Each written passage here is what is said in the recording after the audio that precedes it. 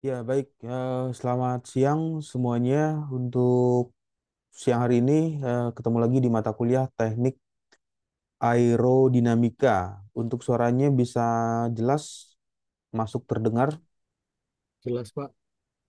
Ya, yang sudah hadir pada siang hari ini ya, untuk mata kuliah Teknik Aerodinamika bisa mengaktifkan on cam-nya sebagai kehadiran awal di perkuliahan Teknik Aerodinamika.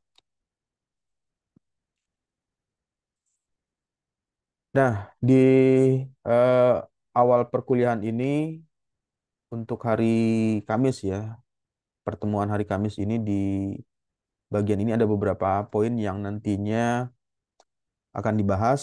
Yang pertama adalah prinsip aerodinamika untuk pesawat. Kemudian aerodinamika juga bisa terjadi pada kendaraan yang ada di darat. Nah, hal apa yang dilakukan atau hal apa yang diberikan dalam hal ini memodifikasi bentuk pada kendaraan tersebut. Di bidang yang lain, nanti ada pembahasan juga mengenai aerodinamika untuk eh, turbin, turbin angin ya. Turbin angin yang secara vertikal, vertikal aksis, turbin angin, kemudian ada horizontal turbin angin.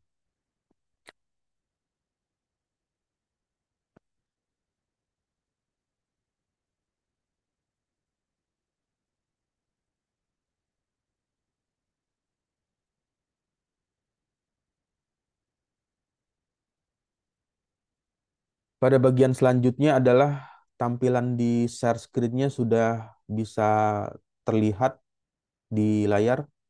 Terlihat, Pak. Ya. Nah, di awal perkuliahan nanti saya akan memberikan materi sekitar 30 sampai 40 menit ya. Jadi di awal perkuliahan ini eh, ada materi yang disampaikan sekitar 30 sampai 40 menit.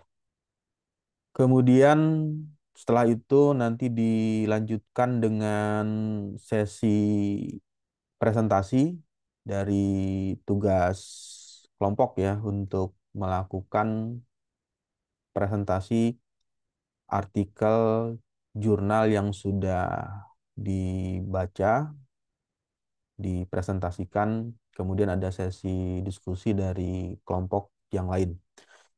Yang pertama, bidang aplikasi aerodinamika, ini masuk ke materinya. Yang pertama adalah bidang aplikasi untuk aerodinamika di bidang mechanical atau teknik mesin. Salah satunya di bagian ini dijelaskan tentang pesawat ya, pesawat terbang. Kenapa pesawat tersebut bisa terangkat ke atas atau bisa terbang ke atas? Yang pertama karena ada perbedaan nilai tekanan. Ini yang perlu diingat ya. Kenapa pesawat bisa terbang ke atas? Dikarenakan ada perbedaan tekanan. Tekanan yang di bawah di gambar ini diilustrasikan. Tekanan di bawah lebih tinggi dibandingkan dengan tekanan di permukaan atas. Perbedaan nilai tekanan inilah yang menyebabkan pesawat tersebut bisa terangkat, bisa terbang. Kemudian pola aliran yang terbentuk digambarkan melalui sayap pesawat, jadi wings-nya dilalui. Nah, pola aliran inilah yang seringkali diamati secara mekanika fluidanya. Bagaimana aliran udara tersebut melewati bagian sayap. Kemudian di bagian tersebut aerodinamika merupakan hal yang paling penting, merupakan inti dari bagian ini dalam melakukan desain pesawat terbang menggunakan prinsip aerodinamis. Bagaimana merancang wings, wings itu atau sayap ya, wingsnya.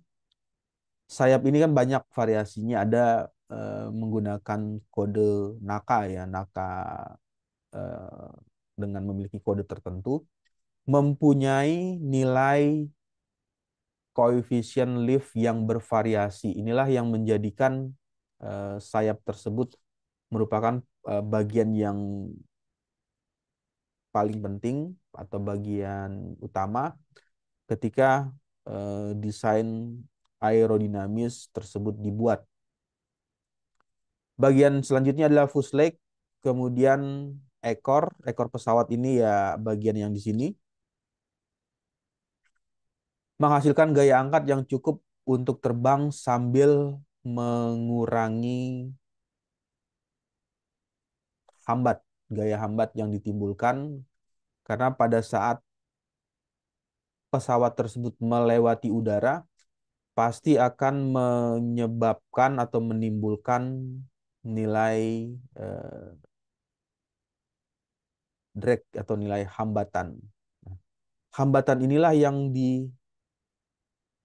direduksi, dikurangi dengan cara pertama adalah membuat desain sayap yang bervariasi, kemudian bagian ekor atau bagian belakang dari sayap pesawat tersebut juga perlu dipelajari bagaimana bisa mengurangi nilai gaya hambat yang diberikan. Desain sayap yang optimal seperti sayap Delta nanti di pertemuan minggu depan ya atau minggu selanjutnya kita akan bahas mengenai karakteristik sayap Delta seperti apa karakteristiknya. Dan di bagian selanjutnya ada sayap dengan bentuk khusus. Jadi kalau seringkali memperhatikan eh, keluaran terbaru ya dari pesawat itu ada yang bagian sini, bagian ujungnya itu dibuat melengkung. Nah, itu adalah bagian khususnya. Jadi ada menambahkan eh, body khusus atau menambahkan bentuk khusus di sayap tersebut. Tujuan akhirnya dari aerodinamika ini, jadi intinya pada saat mendesain aerodinamika pesawat, yang diinginkan bisa memberikan nilai yang efisien untuk bahan bakar dan mempunyai performa penerbangan yang bagus, performa penerbangan yang baik.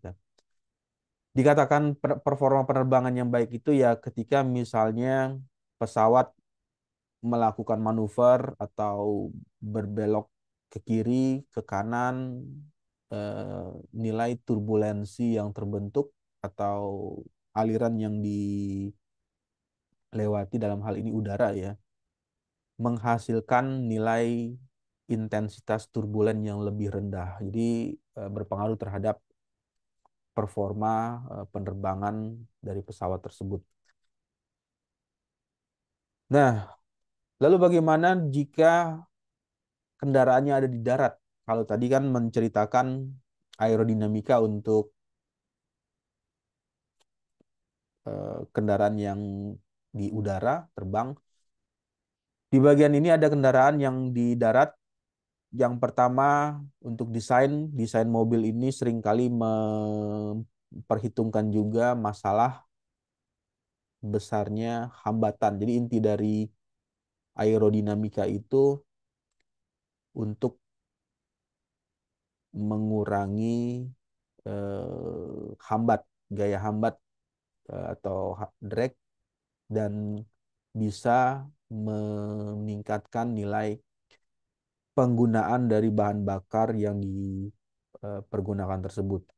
Bentuk mobil yang aerodinamis bisa mereduksi hambatan udara dan pada bagian akhirnya memberikan performa akselerasi kecepatan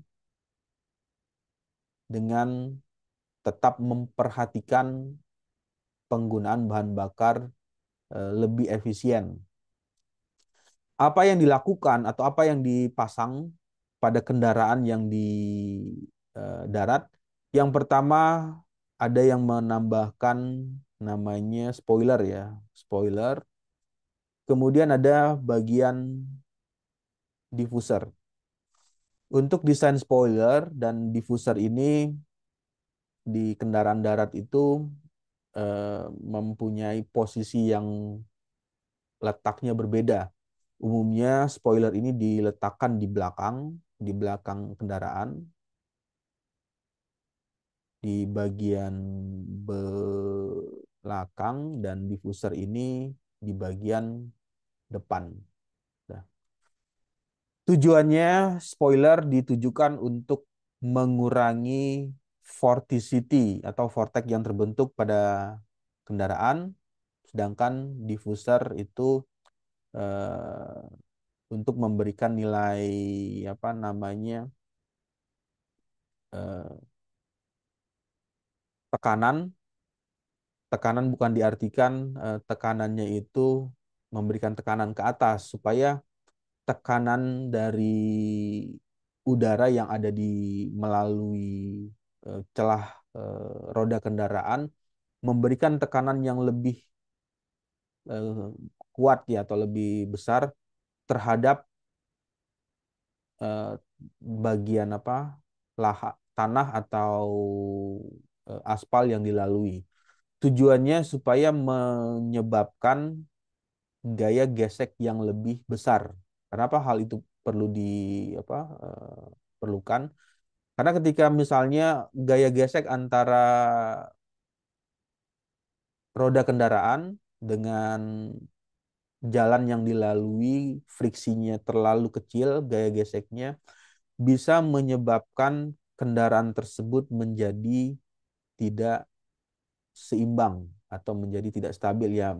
Gampangnya atau mudahnya eh, bisa dibayangkan ketika kita lari atau berlari dengan kecepatan tinggi, misalnya apa berlari dengan menggunakan sepatu lah ya. Ketika gaya gesek antara sepatu telapak sepatu ya atau alas sepatu bawah sepatu itu dengan tanah tidak ada cengkram yang kuat atau gesekan yang tinggi bisa menyebabkan kondisi lari tersebut menjadi licin atau terpleset. Nah, sama halnya juga di bagian ini di kendaraan. Nah, tujuannya dengan menggunakan prinsip yang minggu kemarin dibahas adalah perbedaan nilai kecepatan. Jadi ketika kecepatan udara yang melewati bagian bawah ya, bawah kendaraan atau mendekati roda tersebut, kecepatannya lebih kecil atau lebih rendah menyebabkan nilai tekanannya tinggi. Nah, tekanan tinggi inilah yang nantinya berpengaruh terhadap eh, kemampuan cengkram dari roda kendaraan tersebut. Nah, di bagian ini merupakan penjelasan yang tadi diceritakan. Ini spoiler umumnya diletakkan di belakang, spoiler kendaraan ya.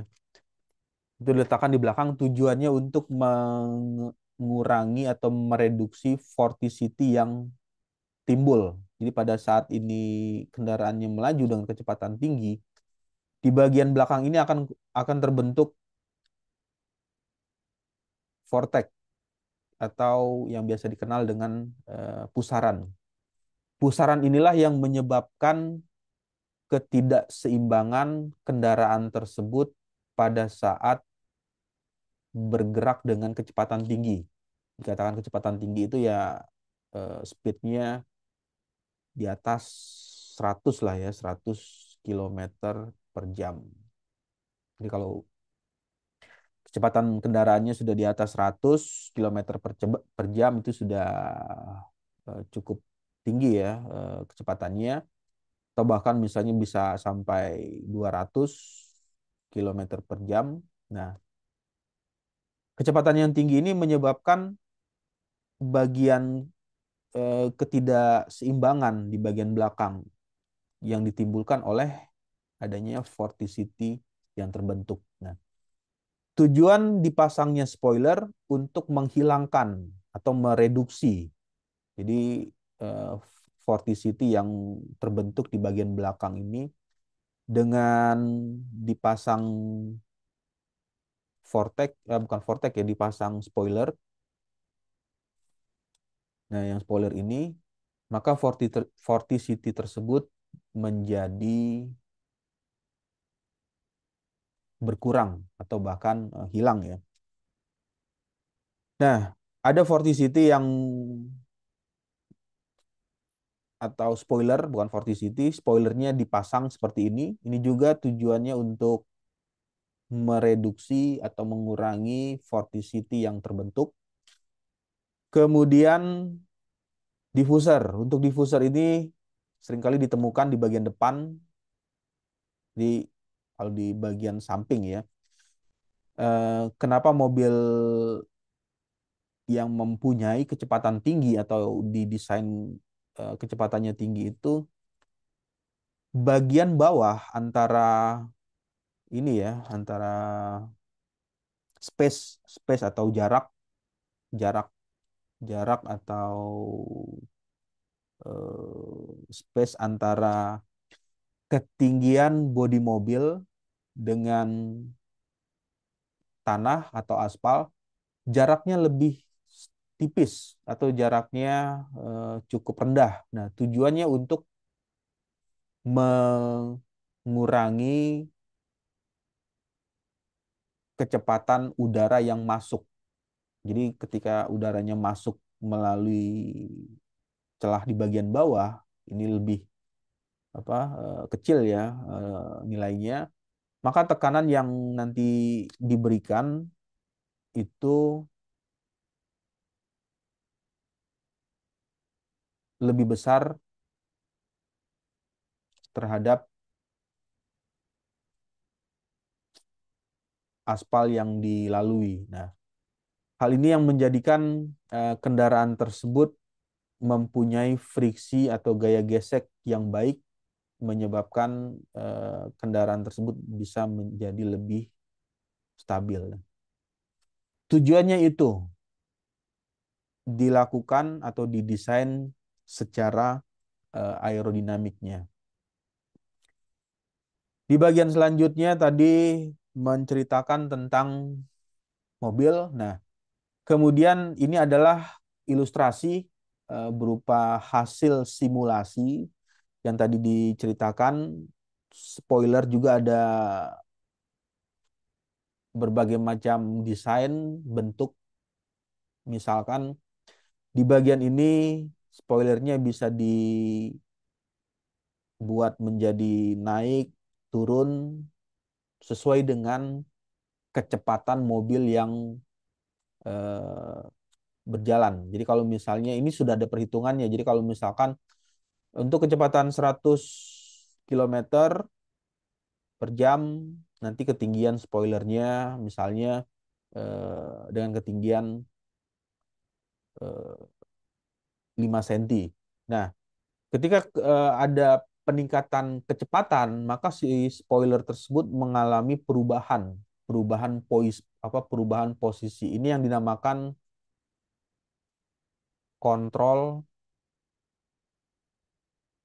kontrol ya, kontrol aktif. Jadi spoiler juga ada yang bisa berfungsi sebagai kontrol aktif.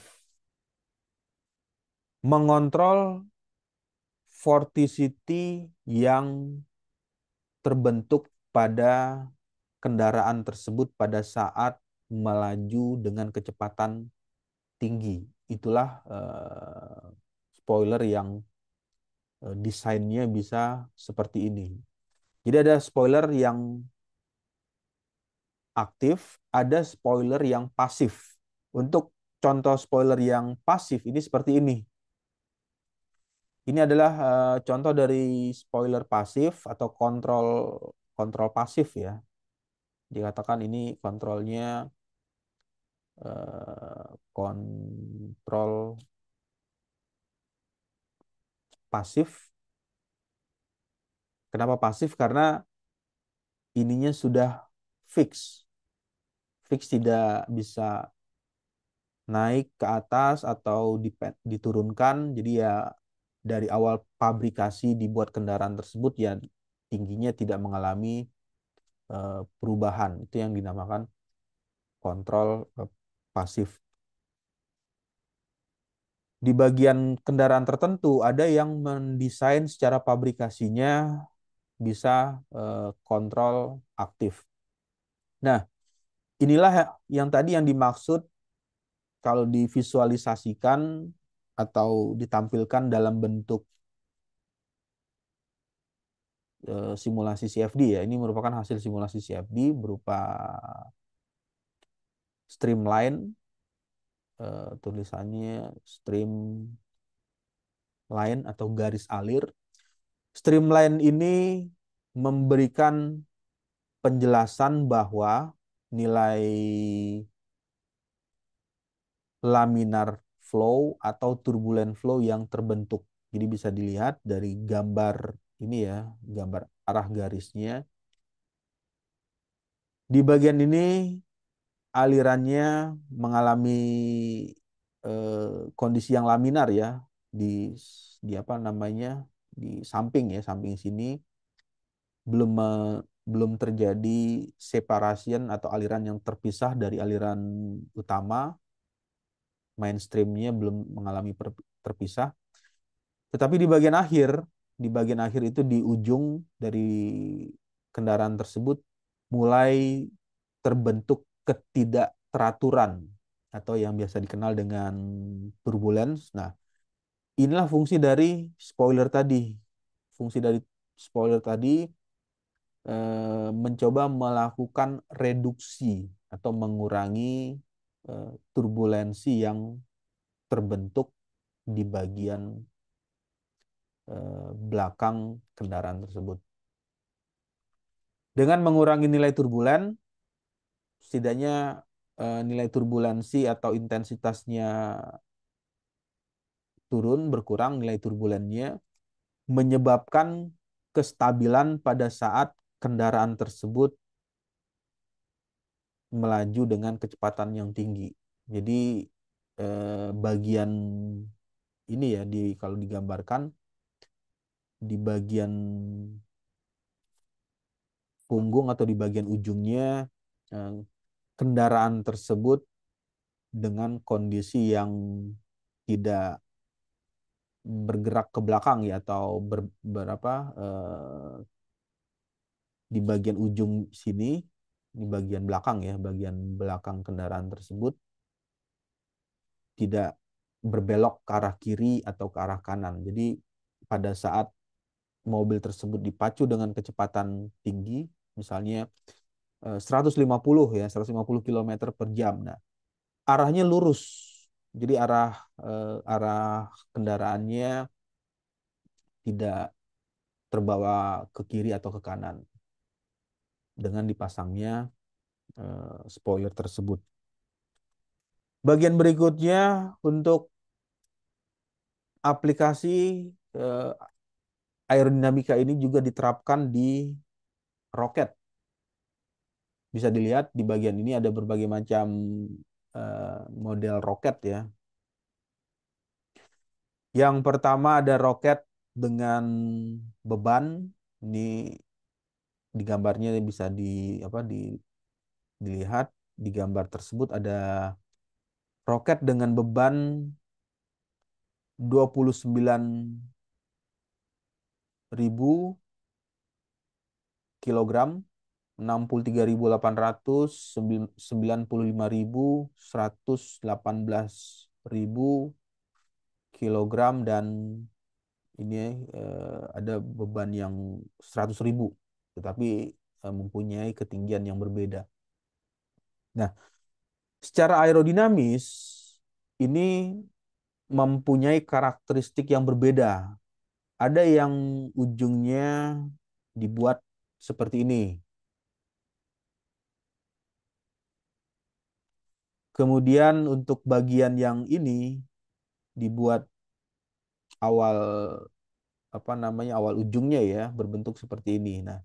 Nah, ini mempunyai eh, karakteristik aliran atau karakteristik hasil aliran yang berbeda yang dilalui ketika desainnya lancip, kemudian ada desain eh, lancip di bagian ujung, tetapi di bagian sini tumpul, agak lebih tumpul ya sudutnya, dan ada penambahan sayap. Nah, karakteristik-karakteristik seperti ini yang menjadikan nilai kecepatan secara terbang ke atas atau vertikalnya mempunyai nilai eh, cepat atau nilai velocity dari objek tersebut mengalami perbedaan. Aerodinamika di bagian hal ini merupakan hal yang sangat penting dalam desain roket dan kendaraan luar angkasa, terutama saat melewati atau memasuki bagian atmosfer. Yang pertama yang harus dilakukan pada saat mendesain itu bagian engineer ya atau insinyurnya itu harus memikirkan berapa gaya hambat.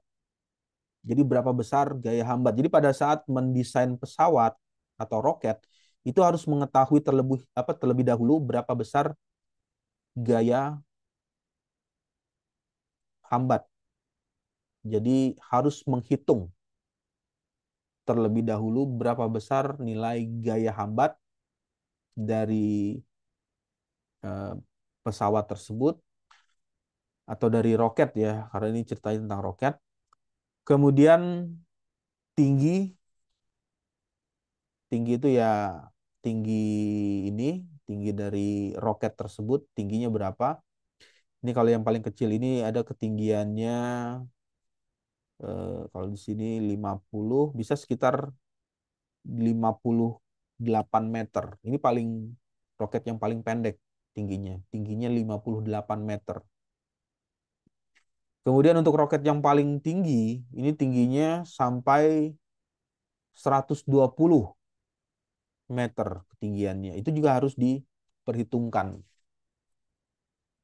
Memperhitungkan gaya hambat, tinggi, kemudian perubahan suhu. Karena pada saat nanti roketnya memasuki atmosfer, akan mengalami perubahan suhu ekstrim. Suhu ekstrim itu ya cukup tinggi ya nilai temperaturnya. Perubahan suhu ini menyebabkan jika tidak diperhatikan material dari roket tersebut bisa mengalami rusak atau ada bagian yang ininya bisa patah atau bagian tersebut bisa bengkok, kemudian misalnya di bagian dindingnya terkelupas dan lain sebagainya. Itu adalah bagian yang memberikan pengaruh terhadap nilai suhu yang ekstrim. Desain aerodinamis yang baik membantu mengurangi resiko kerusakan. Jadi aerodinamika yang baik dengan memperhitungkan berapa besar gaya hambat yang ditimbulkan, kemudian beban dari roket tersebut, karena roket juga kan ada beban ya, ada bebannya. Ini juga eh, diperhitungkan berapa beban tiap roket tersebut. Nah, jadi harus memperhitungkan. Yang berikutnya juga harus memperhitungkan propulsi atau gaya dorong yang diberikan. Karena kalau misalnya gaya dorongnya lebih kecil, dibandingkan dengan beban yang akan diangkat atau beban dari pesawat beban dari roket tersebut lebih besar dari gaya dorong, ya menyebabkan roketnya tidak bisa terbang atau tidak bisa memasuki atmosfer bumi yang atau melewati atmosfer bumi. Jadi misalnya ya hanya terbang, misalkan dibuat roket, katakanlah misalnya roketnya seperti ini, kemudian diterbangkan ke atas karena tidak memperhitungkan kekuatan dari gaya dorong roket tersebut, ya bisa saja nanti terbangnya hanya 200 meter dari permukaan bumi. Setelah dari 200 meter, karena gaya dorongnya rendah, akhirnya terjatuh lagi ke bawah. Nah, ini yang perlu menjadi perhatian, atau hal-hal yang saling berhubungan. Ada gaya hambat, ketinggian, perubahan suhu yang ekstrim, kemudian kemampuan dari gaya dorong dari mesin tersebut, dan memperhitungkan rasio antara berat roket tersebut dengan gaya dorong dari mesin roket tersebut. Ya. Nah, di bidang selanjutnya aerodinamika juga seringkali dipergunakan untuk turbin. Ini seringkali ditemukan ya, atau sering kali didengar. Ada namanya turbin VAWT, singkatan dari Vertical Axis Wind Turbine. Ini adalah VAWT. Dinamakan vertikal karena aksis instalasinya itu vertikal. Ini kan vertikal ya, tegak lurus. Ini artinya eh, vertikal. Jadi poros turbin yang dipasangkan terhadap motor ini ya, motor ini itu terpasang secara vertikal. Sedangkan turbinnya dipasang juga secara vertikal. Ini adalah turbin. Nah, ini turbin. Kemudian arah angin kan karena itunya vertikal, ya arah angin ya mengalir secara horizontal. Jadi ada perbedaan arah angin dari eh, kiri, dari kanan, kemudian ada dari depan, kemudian ada arah angin dari belakang. Ini yang menyebabkan turbin tersebut bisa mengalami putaran dari segala arah jika dipasang secara VAWT, Vertical Axis Wind Turbine. Ini vertikal. Lalu bagaimana dengan yang HAWT? HAWT ini adalah, yang ini gambar ilustrasinya, dinamakan HAWT, merupakan singkatan. H itu adalah horizontal axis wind turbine. Jadi turbinnya dipasang secara sumbu horizontal. Horizontal ya, ini horizontal. Jadi arah anginnya berbeda dengan vertikal. Kalau kalau arah horizontal ya idealnya angin tersebut bisa dikonversikan dari kinetik angin, energi kinetik angin, kemudian menggerakkan turbin, dan turbin terhubung dengan generator menghasilkan listrik di bagian akhirnya. Jika angin mengalirnya dari sisi kiri ke kanan. Nah, ini adalah kelemahan dari horizontal, horizontal axis wind turbine. Jadi tidak bisa menerima arah angin dari segala arah. Jadi kalau arah anginnya dari bagian, misalnya dari bagian kanan ya, dari kanan, atau dari sini, dari depan, kemudian dari belakang, pasti akan memberikan nilai putaran turbin yang berbeda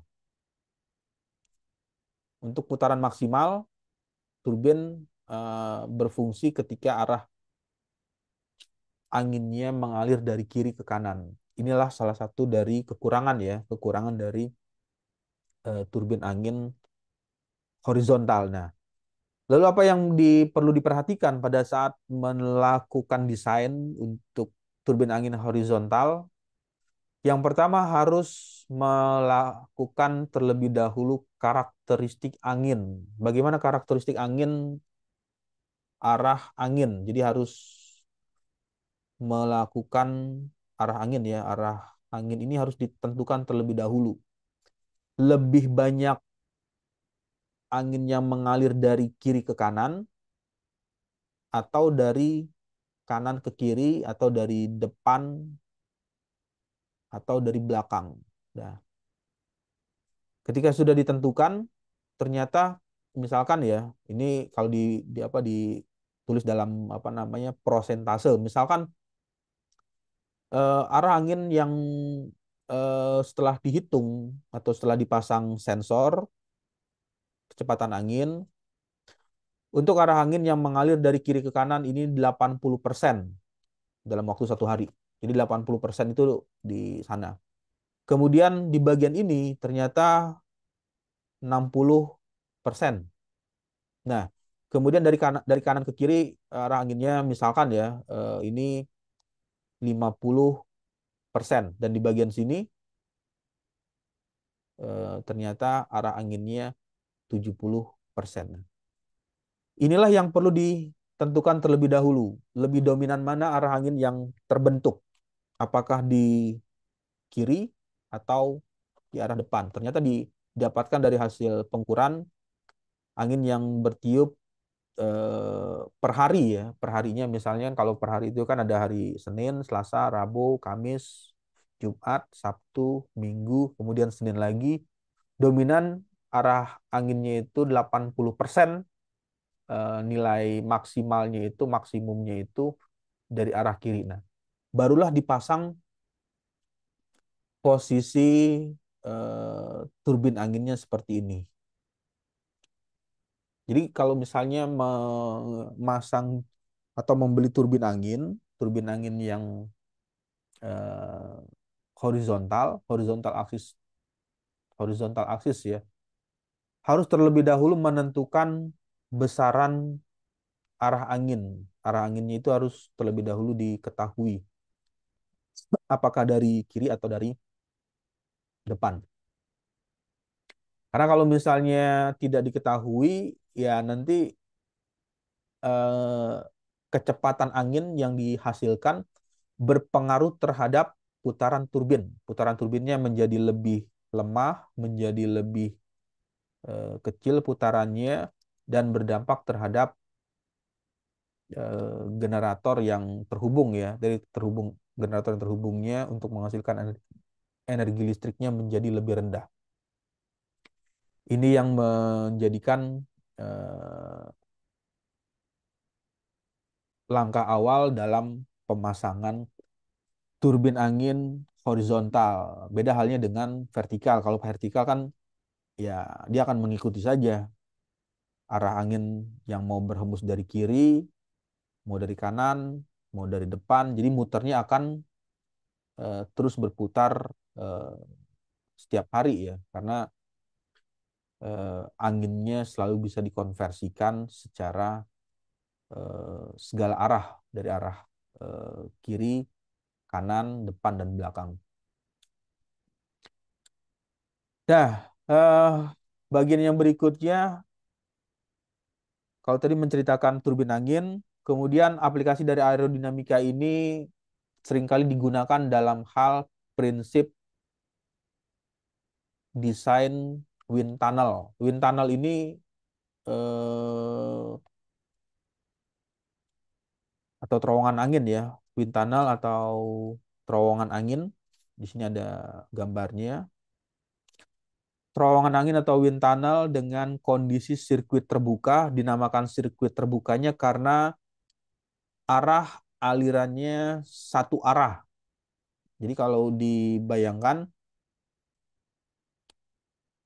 Misalnya si udara ya, udara itu masuk dari sini, dari ilustrasi tanda panah, masuk dari sini. Kemudian udara tersebut masuk ke dalam apa setting chamber atau honey chamber ya, atau ruangan yang berbentuk sarang lebah. Tujuannya apa? Tujuannya untuk membuat alirannya menjadi laminar flow. Jadi kalau pada saat turbin angin dihidupkan, ini kan ada kondisi eh, exhaust ya atau pompa hisap yang menghisap udara. Jadi udara yang ada di luar wind turbin ini masuk ke dalam, kemudian melewati eh, honey chamber atau ruang ruang ruang ruang apa seperti sayap lebah atau bukan sayap lebah, ruang seperti sarang lebah dengan lubang-lubang kecil. Jadi ada lubang-lubang kecil. Jadi kalau yang sudah pernah melihat wind tunnel atau turbin angin, itu ada desain yang seperti kasa, kasa atau rongga-rongga kecil, celah-celah ya, celah-celah kecil. Tujuannya untuk membuat aliran turbulen berubah menjadi laminar flow. Di bagian selanjutnya ada perubahan contraction. Contraction itu ini eh, size-nya berubah ya. Size itu ukuran, luas luas kotaknya ya, yang luasnya lebih besar berubah menjadi luas kecil. Nah, kenapa hal itu dibuat dari saluran besar eh, luas yang lebih besar menjadi saluran yang luasnya menjadi lebih kecil.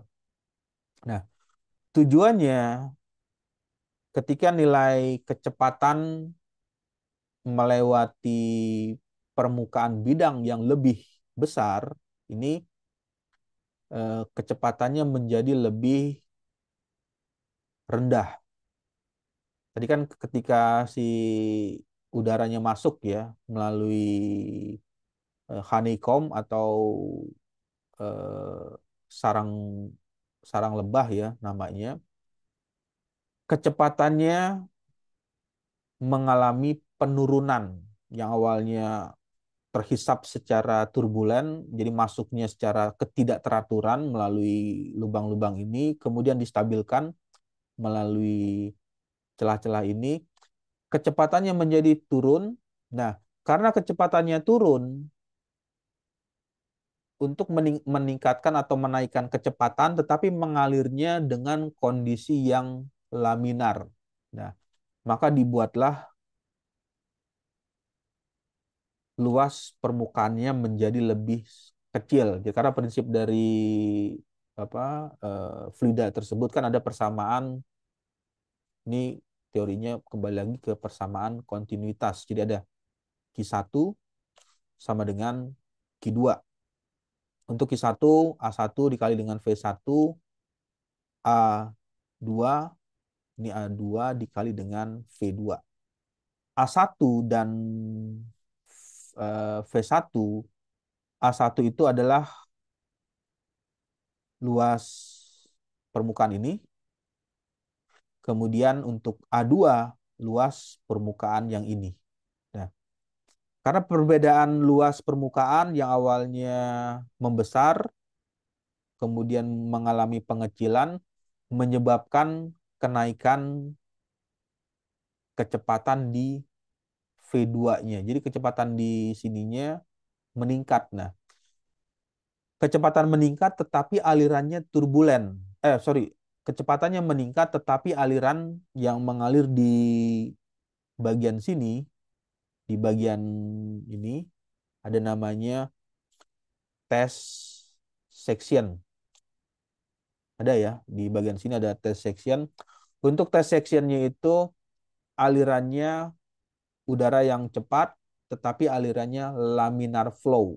Nah, itu belum dipasang objek ya, belum dipasang objek yang mau diteliti. Jadi kalau misalnya dilihat secara visual, visualisasi terlebih dahulu, karena ini kan umumnya transparan, bisa terlihat secara langsung, jadi tidak tertutup, jadi berupa transparan dilapisi kaca bening ya, kaca transparan, kaca bening, sehingga bisa terlihat alirannya menggunakan efek smoke, efek asap. Kalau alirannya laminar, nah berarti kondisinya bisa dilakukan pengujian. Nah, barulah diletakkan nanti di bagian sini, ini bagian namanya test section ya. Jadi kalau dibesarkan gambarnya, ini merupakan test section. Untuk test section ini diletakkan eh, apa yang mau dilihat pengujiannya. Misalnya ingin menguji aerodinamika pesawat, berarti meletakkan sayap pesawat dengan terlebih dahulu melakukan scaling, pengecilan. Kan nggak mungkin misalnya sayap pesawat yang panjangnya 5 meter taruh di sini. Nah, terlebih dahulu harus dilakukan pengecilan sayap. Jadi sayapnya yang panjangnya 5 meter dikecilkan misalnya menjadi 5 cm, 5 cm. Yang awalnya 5 meter berubah menjadi 5 cm. Nah, karena proses pengecilan berarti harus ada nilai bilangan non-dimensional yang perlu diperhatikan. Nah, jadi pada saat melakukan pengujian, misalkan ya, pengujian ini dilakukan menggunakan bilangan non-dimensional eh, laminar, alirannya laminar, misalnya nilainya 100 untuk bilangan Reynolds-nya. Reynolds number ya, Reynolds number-nya nilainya 100. Berarti jika di apa tuliskan RE rho dikali V dikali D dibagi dengan mu, nilainya adalah 100. Nah, untuk nilai 100 ini kan rho-nya adalah rho udara, karena yang digunakan fluida kerjanya kan udara ya. V-nya kecepatan, kecepatan di sini ya, kecepatan udara yang lewat di bagian test section tersebut. D-nya adalah diameter atau kalau pengujian sayap, ini adalah nilai L-nya, length-nya atau panjang dari sayap pesawat tersebut. Mu-nya adalah viskositas, kekentalan dari fluida udara tersebut. Nilainya 100. Nah, jadi pada saat nilai RE-nya 100, maka ketika ini difabrikasi atau dibesarkan dalam skala yang besar, misalnya ya ini setelah scaling yang sayap apa namanya sayap pesawatnya itu diameter atau length-nya itu menjadi 3 cm. 3 cm. Nah, ketika ini dibesarkan nilai menjadi apa skala sesungguhnya ya, yang awal yang di tes seksinya 3 cm, tetapi aktualnya itu misalnya eh, panjangnya adalah atau bukan dia panjang ya, maksudnya nilai diameter atau length-nya itu bernilai 3 3 3 meter. Nah, ini yang harus dibuat nilai yang sama. Jadi pada saat melakukan penskalaan, nilainya berapa nilai RE, apa RE ya, nilai Reynolds number-nya, nilai RE tersebut bernilai sama nilai 100. Ini rho kali V, D ini berubah menjadi L, ini mu. Ini yang harus sama nilai Reynolds number-nya. Nah, jadi pada saat desainnya ketika dimasukkan ke rumus ya, oh ternyata misalkan ini ngotak-ngatik apa perhitungan, ternyata nilainya ketika nilai ininya tidak 3 atau 4 atau 5 atau misalnya 2,5, ternyata nilai RE-nya berbeda. Nah, itu yang perlu di apa lakukan dengan eh, menggunakan bilangan non dimensional. Jadi fungsi dari non dimensional number itu tujuannya adalah untuk membuat atau melakukan simulasi, dalam hal ini pengecilan ya, pengecilan atau pembesaran. Jadi pada saat dilakukan pengujian, pengujian ini dilakukan misalnya di wind tunnel diuji dengan Reynolds number-nya 100. Jadi pada saat dibuat fabrikasi, nilai nilai L-nya berapa? Nilai L berapa yang ketika dihitung ke dalam persamaan rumus ini nilainya menghasilkan eh, Reynolds number-nya bernilai 100. Nah, itu baru bisa dilakukan untuk pembuatan dengan kondisi yang eh, skala apa 1:1 ya. Jadi wind tunnel itu kan fungsinya sebagai eh, mini apa ya namanya, mini eksperimen, mini percobaan, mini eksperimen yang di lab, laboratorium nanti pada saat dibuat fabrikasinya dengan ukuran sesungguhnya, ukuran sebenarnya harus memperhatikan yang tadi. Jadi pada saat menggunakan wind tunnel atau terowongan angin, tentukan terlebih dahulu berapa Reynolds number-nya. Misalnya pengujian di wind tunnel dilakukan pengujian pada RE 100, RE 200, RE 300, RE 400, Reynolds number ya, RE gitu artinya. RE 500. Nah, nanti ketika disubstitusikan ke dalam persamaan tadi akan mengalami perubahan nilai eh, L atau nilai diameter dari eh, wings tersebut. Nah, ini yang menjadikan non-dimensional tersebut berfungsi dalam hal pengujian dalam bagian ini dilakukan pengujian di terowongan angin. Oke, sampai sini ada pertanyaan atau ada yang mau ditanyakan bagaimana penggunaan dari apa wind tunnel ya atau terowongan angin tersebut untuk membuat pengujian secara aerodinamika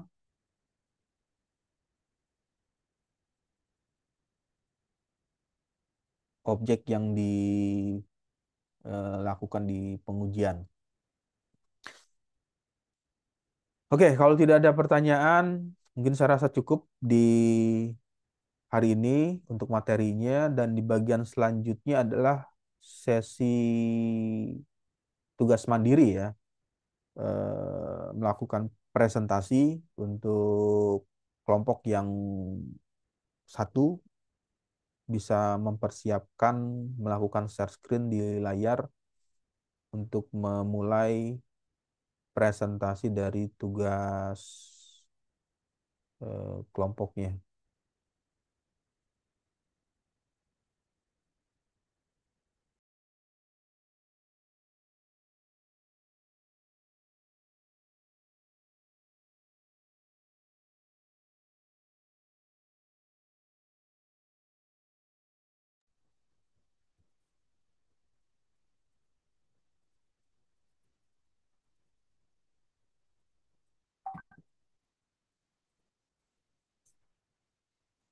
Udah kelihatan share screen-nya, teman-teman?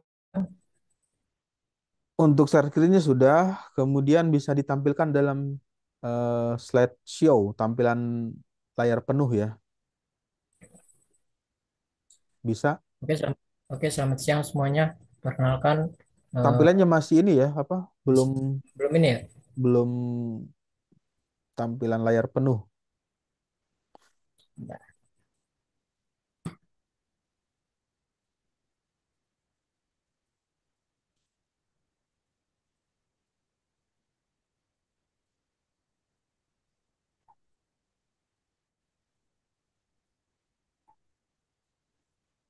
Masih nggak, Pak? Sudah. Masih tapi belum berubah. Ini di share screen ulang karena ini masih tampilan layar yang masih layar lama. Izin Pak, saya aja yang share screen Pak.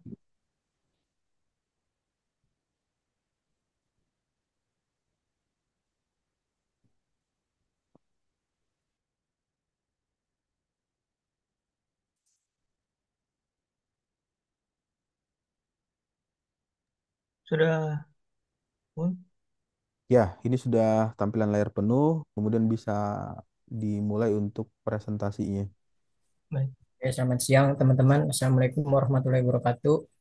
Eh, Perkenalkan, kelompok kami, saya Ramadan Hari Dewanto dengan NIM 21103111005 dan teman saya Kevin Cardio dengan NIM 21103111073. Next.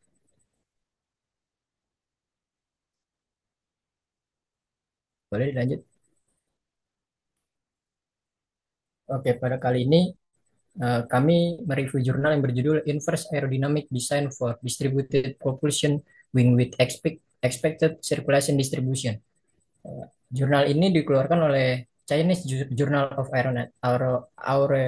Aeronautic yang ditulis oleh Peng Po Sun dan Chong Zhou, Shuli, dan Kelly Wang. Jurnal ini dikeluarkan pada tahun 2024. Lanjut,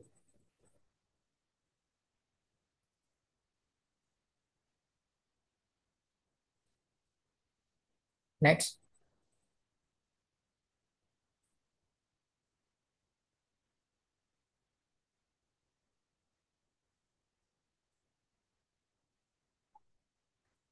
Boleh dilanjut slide-nya?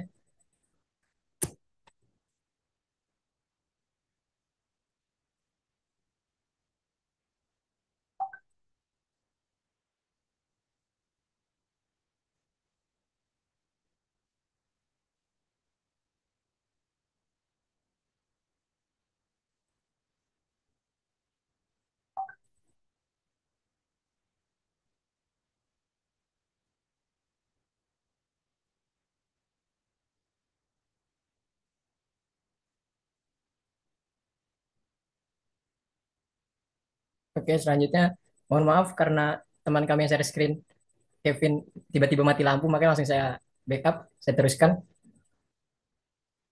Sudah muncul belum share screen-nya?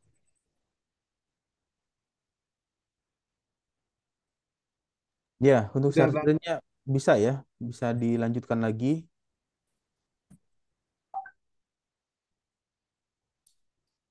Oke.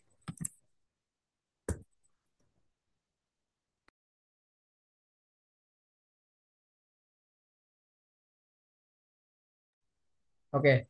Latar belakang dari jurnal ini yaitu jurnal ini berfokus pada pengembangan teknologi distributed propulsion wing atau disebut DPW yang menawarkan keuntungan secara signifikan dalam hal penghematan energi penerbangan. Namun, teknologi ini menghadirkan tantangan desain yang besar karena ada coupling aerodinamis yang kuat antara aliran internal propulsi dan aliran eksternal aerodinamis. Dalam konteks ini, desain profil DPW ini menjadi sangat penting karena unit propulsi itu sendiri berfungsi sebagai permukaan penghasil gaya angkat yang mengubah aliran pada konfigurasi kopling yang secara signifikan mempengaruhi karakteristik aerodinamis keseluruhan.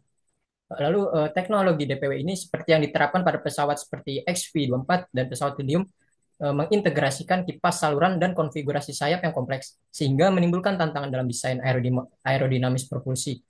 Lalu metode desain tradisional untuk sayap terisolasi tidak memadai untuk DPW, sehingga diperlukan penelitian lebih mendalam untuk mengembangkan metode desain aerodinamis yang lebih efektif bagi DPW. Oleh karena itu, penelitian ini bertujuan untuk mengatasi tantangan tersebut dengan mengusulkan metode hibrida yang lebih langsung dan instruktif dibandingkan dengan metode iteratif parametrik tradisional.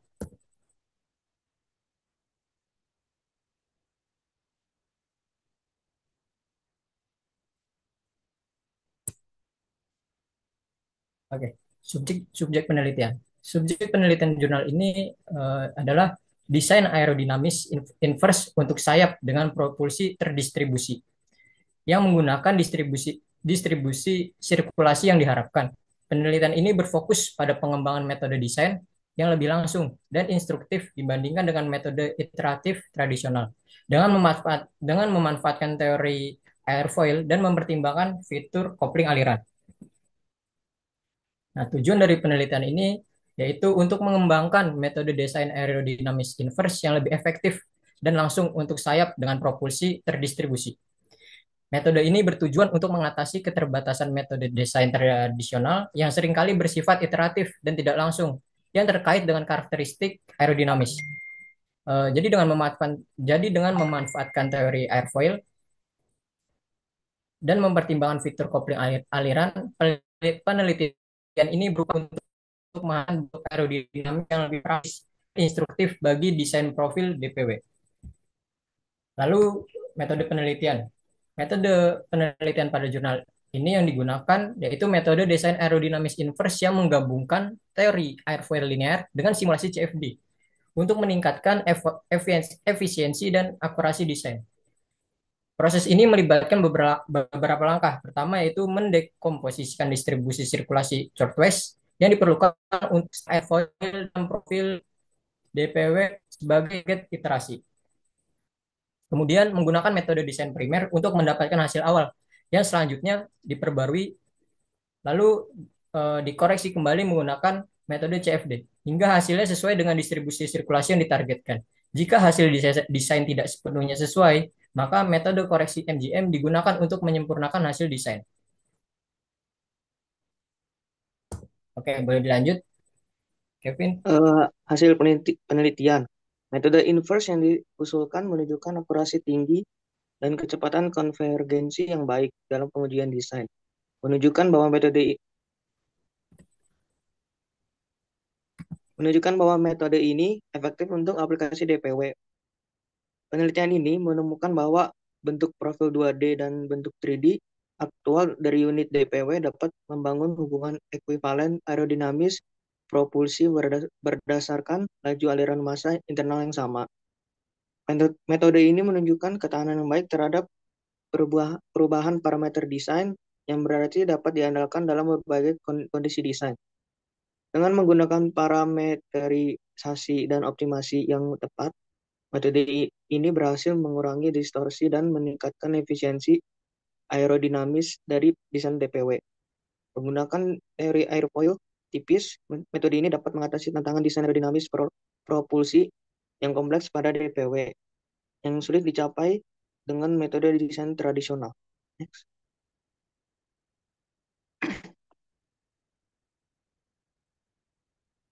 Kelebihan dari jurnal ini, metode ini digunakan dalam penelitian sangat relevan, sesuai, dan terukur. Jurnal penelitian ini sebagai bentuk inovasi karena menghasilkan proses desain yang lebih efisien. Kekurangannya, ketergantungan pada simulasi CFD untuk mendapatkan akurasi yang diinginkan, dan juga kesulitan pada penerapannya. Next. Sekian presentasi dari kami. Terima kasih.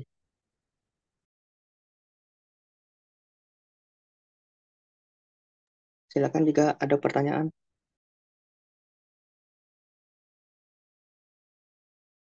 Ya, untuk diskusi pertanyaan itu maksimal 3 ya. 3 pertanyaan bisa dimulai untuk kelompok yang belum presentasi bisa memberikan pertanyaan dari kelompok yang sudah melakukan presentasinya.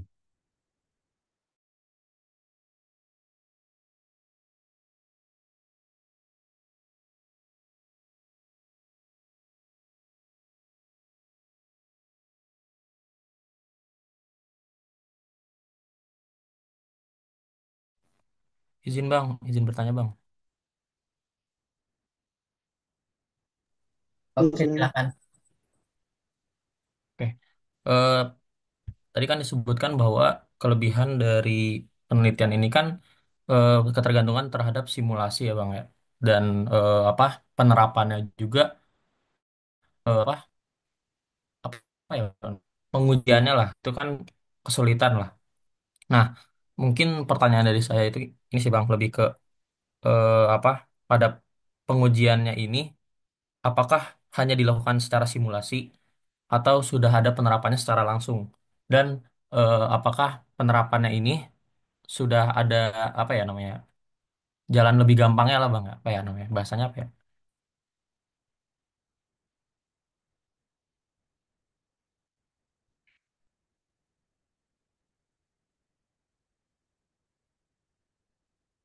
pengujiannya secara langsung lah gitu mungkin itu sih bang. Oke, kita tampung dulu pertanyaannya. Selanjutnya pertanyaan berikutnya mungkin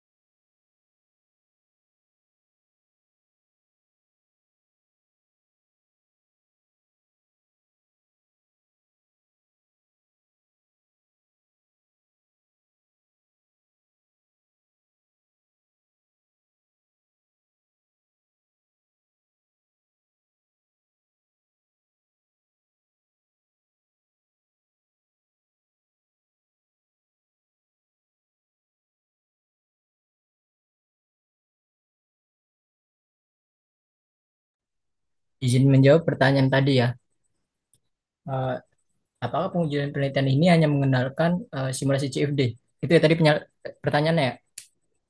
Iya bang. Aku jawab ya. Menurut di dalam jurnal ini eh, betul penelitian ini mengandalkan eh, penelitian menggunakan simulasi CFD. Jadi metode ini menggunakan untuk memverifikasi distribusi sirkulasi chordwise dari profil sayap dengan propulsi terdistribusi dan untuk melakukan koreksi terhadap desain awal agar mendekati distribusi sirkulasi target. Nah, habis itu simulasi CFD juga digunakan untuk memvalidasi metode prediksi yang lebih rendah dan untuk memastikan pengaturan simulasi yang lebih tepat. Sudah terjawab? Sudah bang, terima kasih ya bang.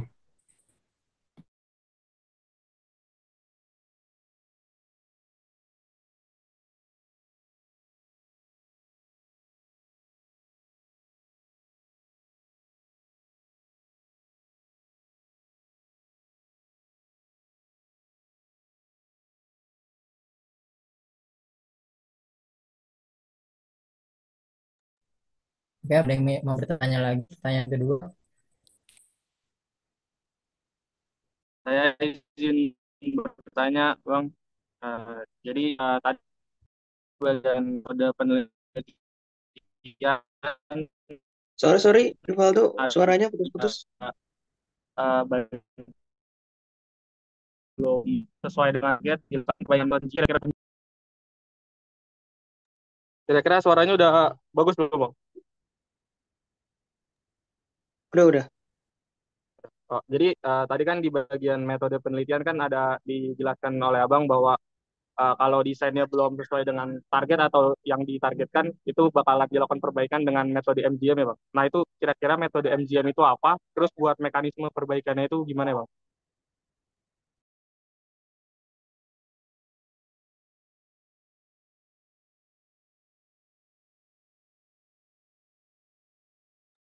Oke, ditambang dulu ya.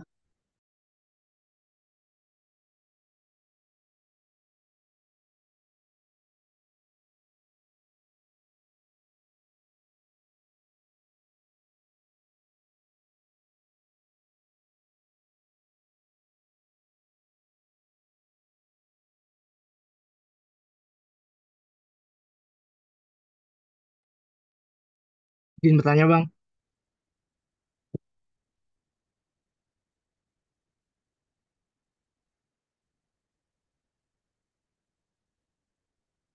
Oke, boleh. Silakan. Eh, Jenis propulsi apa yang bisa digunakan di konsep ini sayap dengan propulsi distribusi? Itu aja sih, Bang. Terima kasih.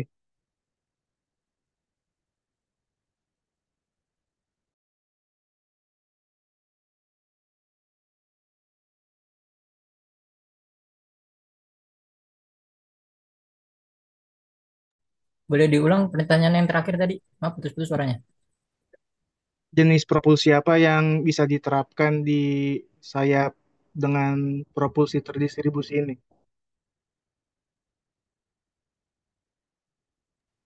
Oke, baik. Tampung dulu ya.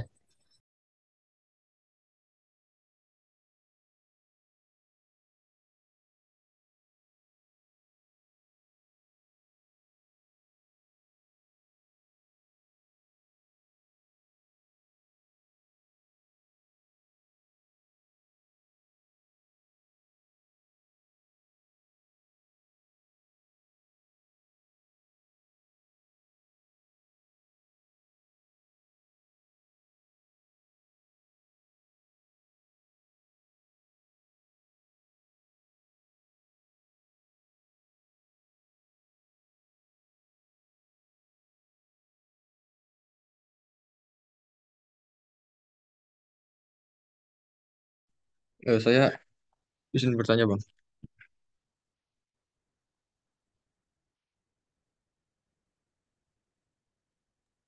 Sorry ya tadi bukan kata Bapak Oh, cuma tiga, 3 ya tiga maksimal. aja atau boleh lebih? Pak Bapak Padamora tadi bilangnya cuma 3 maksimal. Oke. Sorry sorry ya.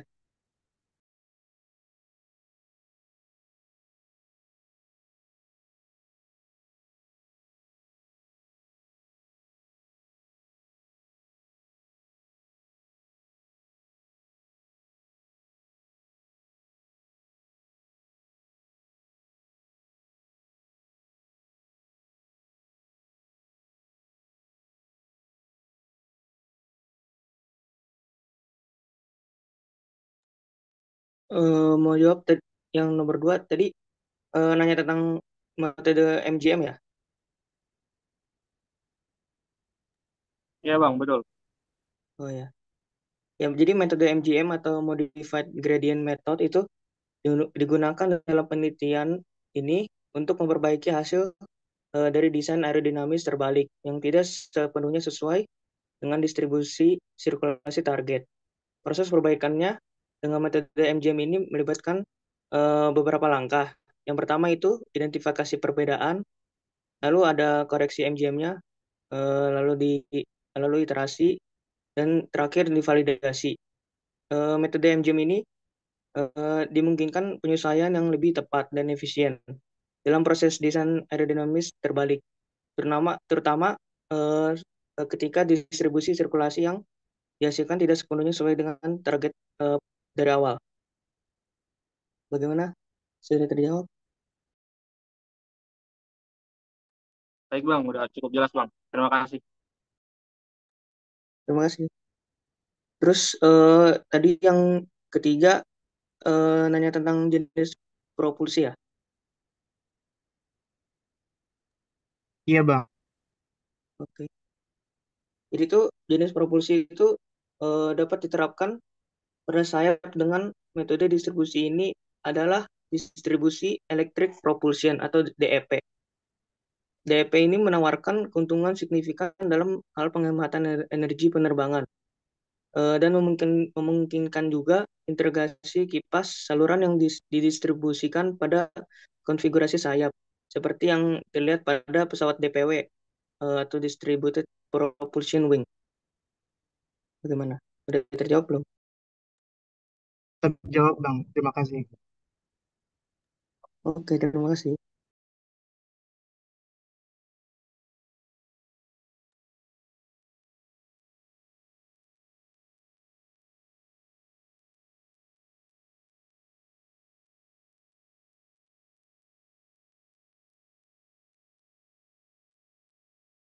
Permisi Pak, sudah ada 3 pertanyaan.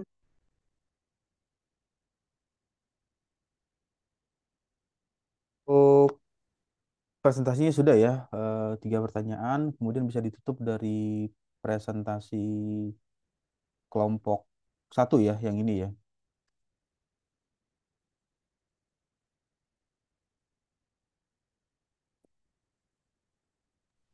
Oke, mungkin untuk teman-teman yang masih penasaran sama isi jurnalnya udah aku cantumin di kolom chat ya. Mungkin sekian presentasi dari kelompok kami. Kurang lebih mohon maaf. Wassalamualaikum warahmatullahi wabarakatuh. Waalaikumsalam. Ya, berakhirnya presentasi dari tugas kelompok ya untuk review artikel jurnal. Di bagian akhir perkuliahan ini ada materi sebagai umpan balik atau feedback dari pertemuan hari ini untuk mata kuliah aerodinamika. Untuk tampilan di layarnya sudah keluar ya, share screen-nya. Sudah Pak. Ya. Nah, yang pertama tadi kan sudah diceritakan ya atau dibahas untuk kendaraan yang ada di darat. Salah satunya mobil, mobil dengan kecepatan yang tinggi untuk mobil keperluan racing atau mobil balap itu dipasang ada namanya spoiler. Tadi ada penjelasan mengenai spoiler yang menjadi pertanyaan apa tujuan dari pemasangan spoiler tersebut. Kemudian turbin angin. Untuk turbin angin ini diklasifikasikan ke dalam 2 bentuk modelnya secara umum. Ada yang dinamakan HAWT, Horizontal Axis Wind Turbine. Kemudian VAWT, Vertical Axis Wind Turbine. Pertanyaannya dalam hal orientasi dan mekanisme pengambilan energi anginnya seperti apa jika menggunakan turbin angin HAWT dan turbin angin VAWT. Bagian lanjutan adalah pitch control system. Pitch control system atau kontrol sudut serang atau yang biasa disebut dengan AOA ya, Angel of Attack itu dikontrol karena kalau misalnya tidak dikontrol ya menyebabkan pesawat bisa terguling atau tergelincir atau bahkan terbalik. Nah, pertanyaannya di bagian nomor 3 ini bagaimana sistem kontrol sudut serang atau pitch control system pada turbin angin yang memiliki kontribusi terhadap efisiensi dan stabilitas operasi. Nah, AOA-nya itu Angel of Attack-nya tidak digunakan di pesawat, tetapi di turbin, turbin angin. Jadi kalau mendengar pitch control atau kontrol sudut AOA-nya itu dalam hal apa untuk bisa menjaga nilai efisiensi dan stabilitas operasinya. Yang berikutnya tujuan utama dari pengujian tadi sudah panjang ya diceritakan mengenai wind tunnel, terowongan angin. Tujuan utama sih apa sih menggunakan terowongan angin? Kenapa nggak menggunakan CFD atau tidak menggunakan misalnya eh, water tunnel, terowongan air, atau langsung dibuat ke model benda kerja yang ingin dibuat apa secara langsung. Jadi apa tujuan utama dari pengujian terowongan angin? Nah, di bagian ini ada bagian-bagian yang seringkali tadi ditampilkan di terowongan angin, ada namanya bell mode, settling chamber, contraction, test section dan diffuser.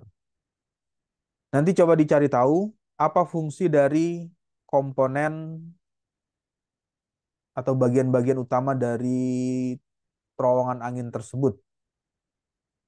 Fungsinya buat apa?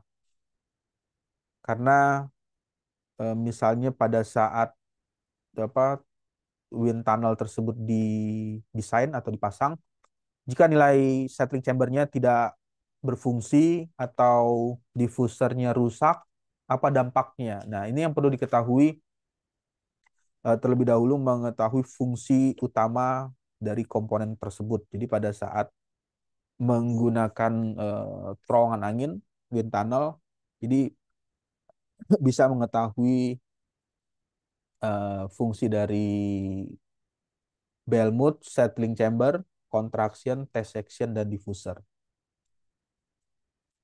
Yang berikutnya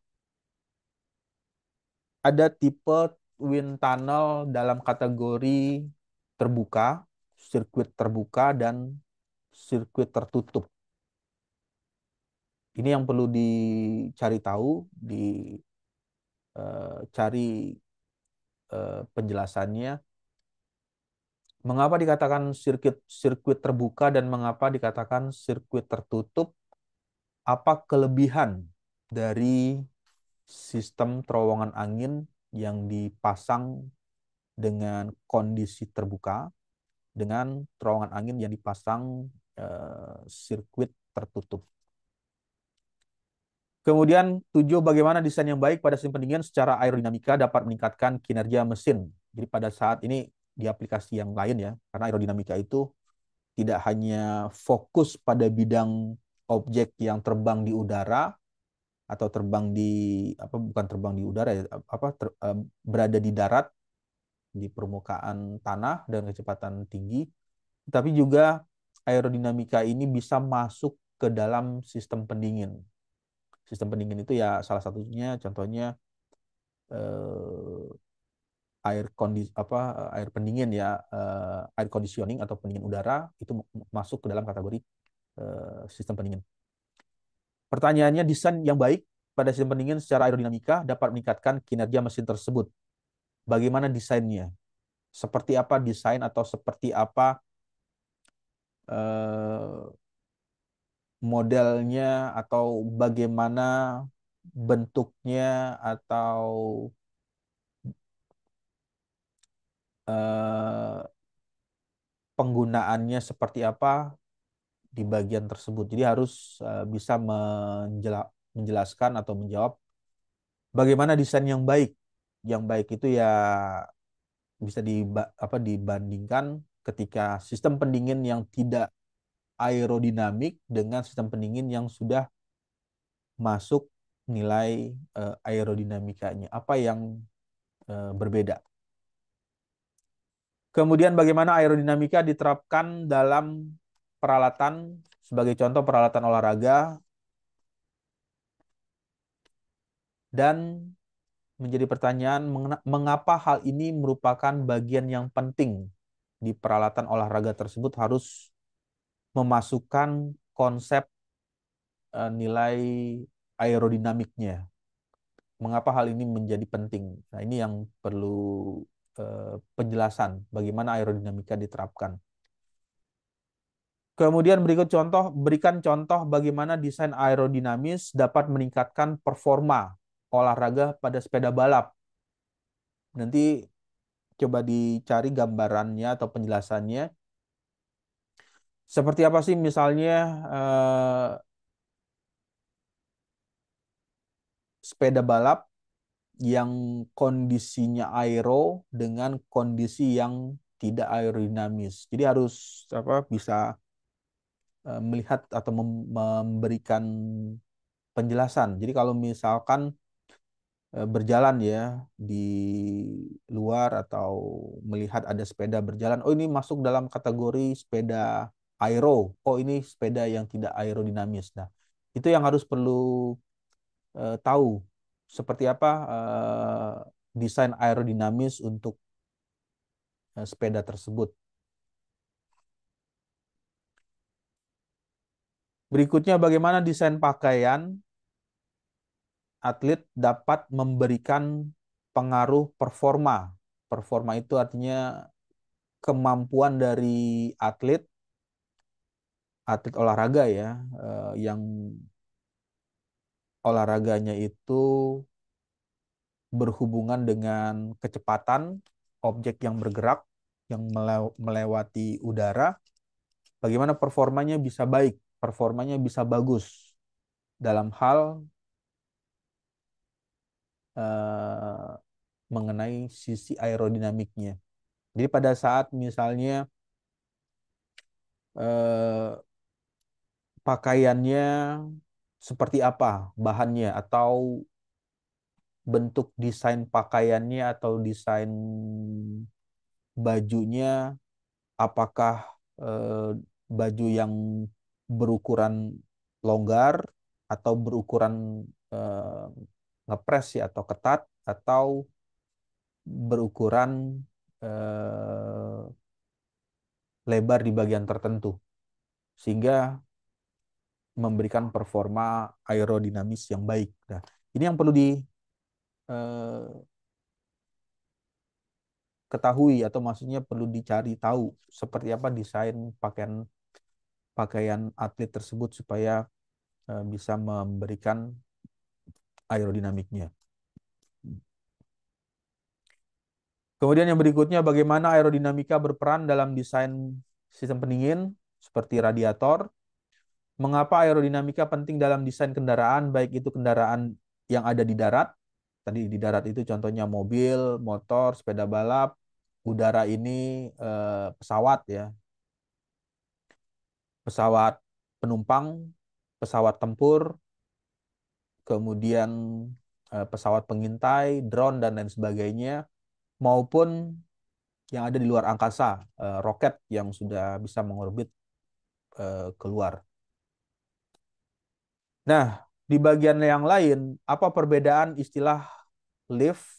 Jadi ada nama lift dan downforce dalam hal ini aerodinamika untuk kendaraan di darat ya. Karena lift downforce itu gaya gaya apa? Force ke bawah. Ini dalam hal ini kendaraan yang ada di darat. Apa perbedaan antara lift dan downforce? Kemudian bagaimana desain wings, berarti ini kendaraan atau pesawat yang di udara. Bagaimana desain sayap wings pada mobil balap. Ini desain berarti kalau ada mobil, berarti ini adalah kendaraan di darat ya. Bagaimana desain sayap wings pada mobil balap menghasilkan downforce dan mengapa hal ini merupakan hal penting di kendaraan tersebut. Kemudian apa pengaruh gaya hambat, drag terhadap pengaruh bahan bakar atau energi yang dihabiskan pada kendaraan dan bagaimana desain aerodinamis mampu mengurangi gaya hambat. Ini yang menjadi pertanyaan. Jadi pada saat membahas mengenai ada kata aerodinamika ini selalu berhubungan dengan yang namanya force, koefisien gaya hambat, koefisien drag-nya atau gaya hambat yang diberikan. Kemudian ada istilah lain selain lift, downforce, dan drag. Sebutkan faktor aerodinamis lain yang perlu dipertimbangkan dalam desain kendaraan. Jadi pada saat mempertimbangkan untuk desain kendaraan yang di darat ya, yang di darat itu lift, downforce itu gaya tekan ke bawah, dan drag itu adalah gaya hambat. Ada faktor lain yang perlu diperhatikan dalam desain kendaraan. Nah, faktornya apa? Ini yang perlu dicari pada kendaraan yang ada di darat tersebut. Kemudian mengapa mobil dengan bentuk yang lebih ramping atau lebih kecil ya, lebih tipis ya, lebih ramping atau lebih tipis, dan bodinya itu halus, cenderung memiliki konsumsi atau menghabiskan bahan bakar yang lebih rendah. Nah, ini keluar pertanyaannya, why? Kenapa? Penjelasannya ilmiahnya seperti apa? Berarti harus mengetahui konsep aerodinamikanya. Bagian berikutnya nomor 18, bagaimana aerodinamika berkontribusi pada kondisi stabil dan kontrol untuk kecepatan yang tinggi. Karena pentingnya aerodinamika itu untuk memberikan stabilitas dan kontrol kendaraan pada saat kendaraan tersebut melaju dengan kecepatan yang tinggi. 19, perbedaan utama ini mobil box tanpa spoiler. Jadi ada mobil box itu mobil kotak ya yang biasa membawa barang atau membawa muatan berbentuk box. Ada yang menggunakan spoiler, ada yang menggunakan tanpa spoiler. Apa perbedaannya? Kenapa hal itu memberikan kontribusi terhadap nilai gaya hambat? Nah, itu yang perlu penjelasannya. Kemudian yang terakhir, selain spoiler, sebutkan komponen atau fitur desain lain yang dapat meningkatkan nilai aerodinamika pada mobil box. Jadi ada spoiler, tadi kan sudah dilihat ya di penjelasan sebelumnya. Spoiler ini kan diletakkan di belakang kendaraan darat. Kemudian ada komponen lain yang fungsinya bisa meningkatkan aerodinamika pada mobil box tersebut. Apa nama komponennya atau apa nama bagian tersebut? Ini yang perlu dicari hal-hal tersebut dalam hal bisa meningkatkan nilai aerodinamikanya. Ya, oke baik. Itu adalah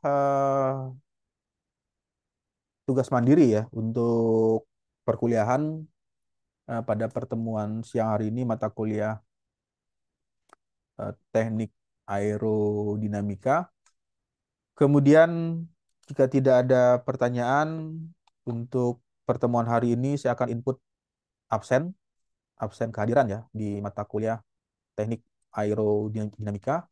Untuk nama-nama yang akan diinput absennya bisa mengaktifkan kamera atau on cam-nya supaya bisa terbaca kehadiran di virtual Zoom.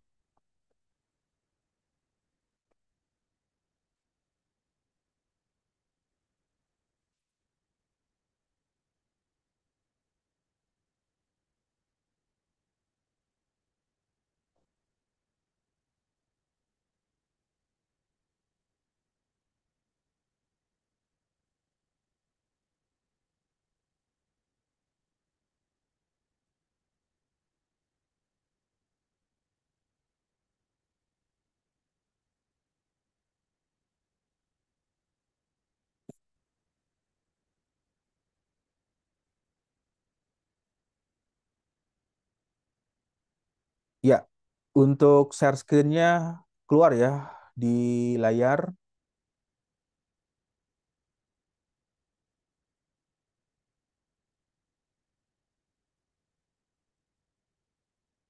Tampilan share screen-nya sudah bisa terlihat ya.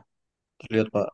Ya, yang pertama di ini saya perlihatkan dulu untuk absensi mata kuliah teknik aerodinamika. Kemudian ini pertemuan keempat,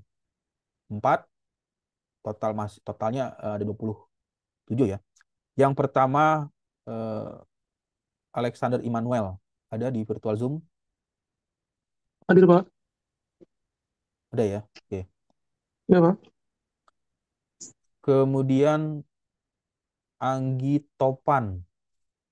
Hadir, Pak. Anggi Topan hadir, Pak. Oke. Berikutnya Anissa Fitriola. Hadir, Pak. Ya. Lalu Bayu Adistia.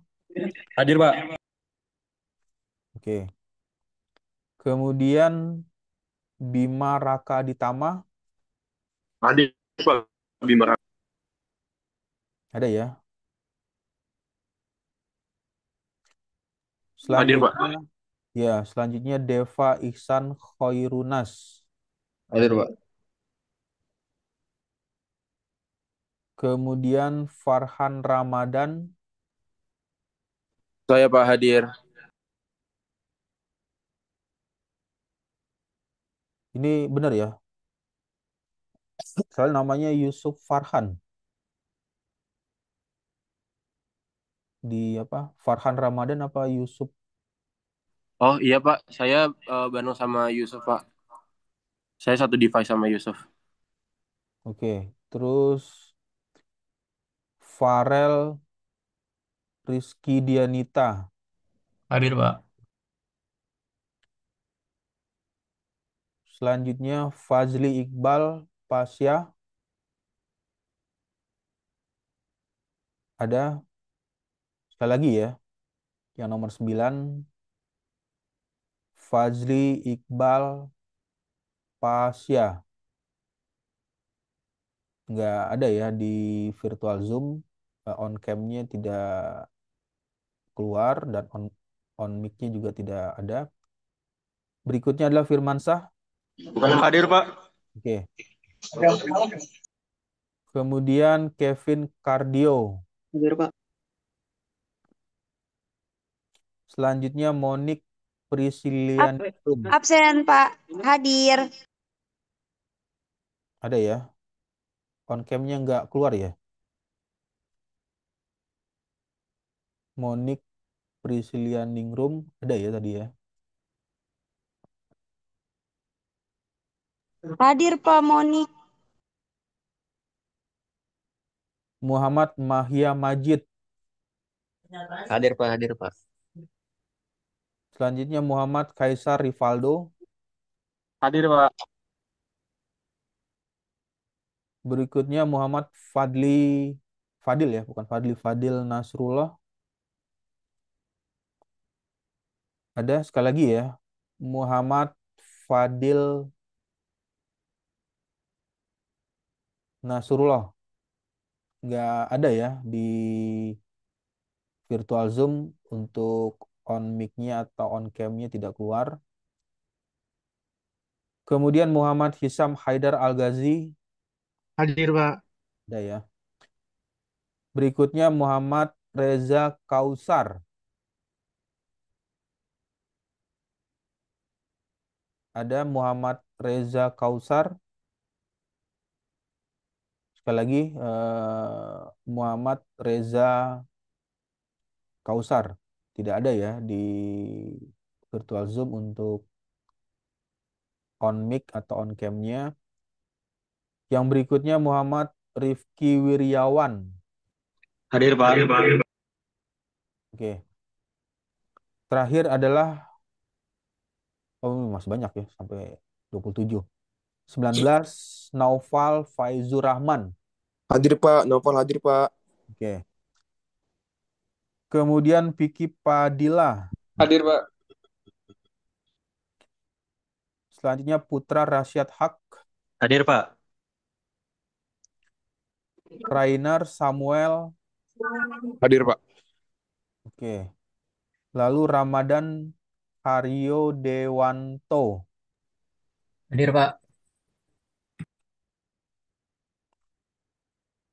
Raisya Aulia Natania Nisa. Hadir, Pak. Oke. Kemudian Rizky Hesa Dwi Cahya. Hadir, Pak. Sabrina Nur Khairu Nisa. Hadir, Pak. Udah ya.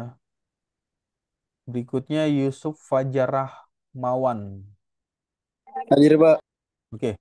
Nah, ini adalah absen kehadiran untuk mata kuliah Teknik Aerodinamika pertemuan keempat ya. Untuk pertemuan keempat dengan mata kuliah Teknik Aerodinamika. Ya, oke. Itu adalah absensi kehadiran di sore hari ini untuk mata kuliah Teknik Aerodinamika.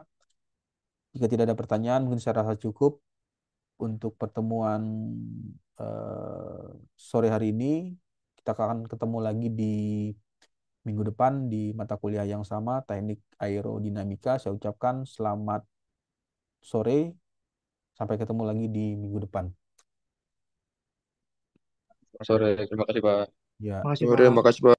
ya, Terus, Pak. Terima kasih, Pak. ya.